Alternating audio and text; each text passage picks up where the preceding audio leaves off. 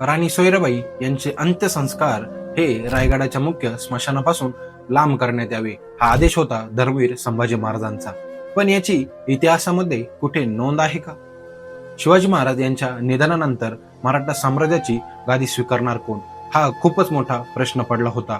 एका साईडला होते सोयराबाई यांचे पुत्र म्हणजेच राजाराम महाराज, वयाने फार कमी आणि अनुभवाने देखील कमी, तर एका साईडला होते छत्रपती शिवाजी महाराज यांचे ज्येष्ठ पुत्र म्हणजेच धर्मवीर संभाजी महाराज, हे वयाने देखील मोठे आणि अनुभवाने देखील मोठे।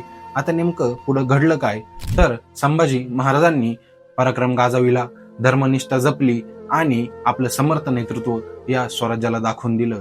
परंतु बघायला जर गेलं तर सोयराबाई यांची समाधी रायगडापासून दूर असू शकते, परंतु संभाजी महाराजांनी जो आदेश दिला होता की त्यांची समाधी रायगडापासून दूर करण्यात यावी, तर याचा सभासद बकार किंवा सरचिटणीस बकार अशा कुठल्याही ऐतिहासिक घटकांमध्ये नोंद नाही।